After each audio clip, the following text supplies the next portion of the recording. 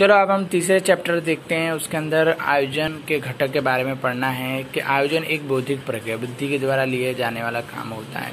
छोटे छोटे आयोजन कार्यक्रम निश्चित आयोजन किया जाता है इसके अंदर, जिसमें उदाहरण से व्यवसाय इकाइयों का अंदाज पत्र बनाना होता है।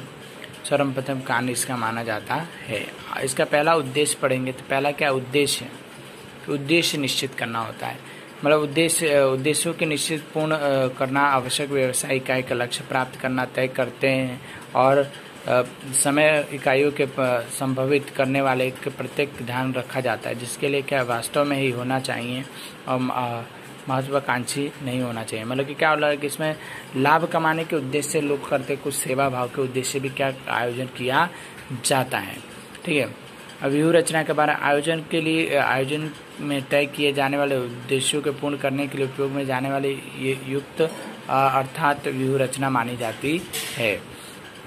इसकी इकाई के बाजार में स्पर्धा के सामने प्रभावित करने वाले अन्य प्रबलों को टिकाए रखने सकता है, मतलब अन्य के द्वारा क्या टिकाए रखने के लिए किया जाता है। व्यूह रचना का उपयोग सेना और खेलकूद के क्षेत्र में बड़े पैमाने पर किया जाता है, बड़े पैमाने पर इसका किया जाता है। व्यूहात्मक स्फूर्ता गुप्त रहने की आवश्यकता है, इसमें गुप्त रहा जा सकता है ऐसा माना जाता है। ठीक है। आगे देखें तो नीति के बारे में, तो नीति के बारे में आयोजन के तय करने वाले उद्देश्यों को पूर्ण करने के लिए संचालक जो निर्णय व्यूह रचना निश्चित करता है उसे नीति कहते हैं।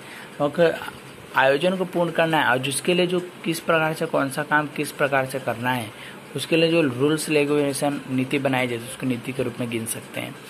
नीति की इकाई एक छाप पैदा करती है, एक प्रकार की क्या करती है वो छाप पैदा करने का काम इकाई के कुशलता अथवा तो कार्य पद्धति परिचित होता है।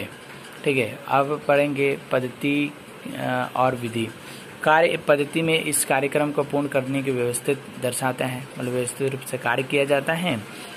और व्यूह रचना की इकाइयों में प्रतिस्पर्धा के समक्ष टिके रहने की व्यवस्था दर्शाती है।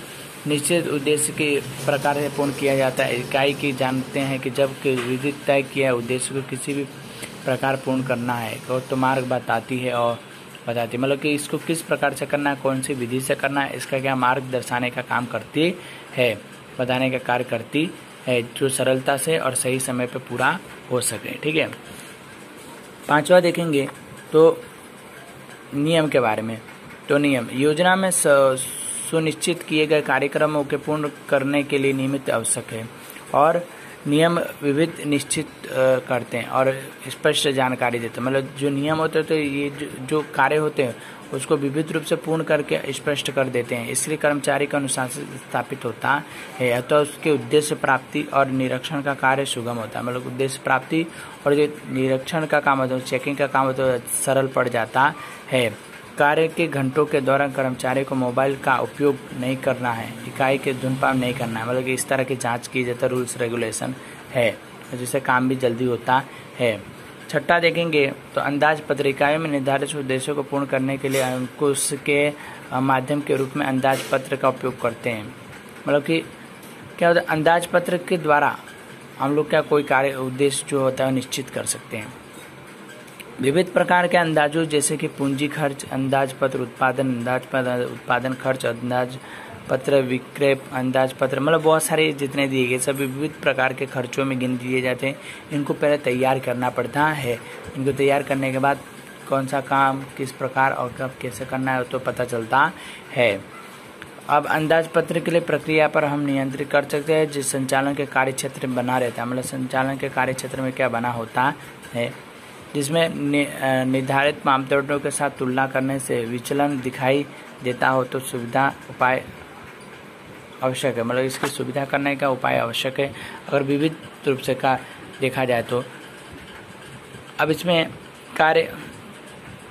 कार्यक्रम के व्यवसाय इकाई के द्वारा कार्य जाने वाले कार्यक्रम को जो क्रम दिया जाता है, मतलब क्रम में दिया जाता है पहला काम कौन सा करना है, एक क्रमबद्ध कहा जाता है, जिसमें क्या होता है कार्य के अनुसार लक्ष्य प्राप्ति का प्रश्न खड़ा नहीं होता। मतलब लक्ष्य जो प्राप्ति करना लाभ कमाने का जो भी आपका लक्ष्य हो उसके लिए प्रश्न खड़ा नहीं होगा कि क्या करना, वो ऑटोमेटिक हो जाता है।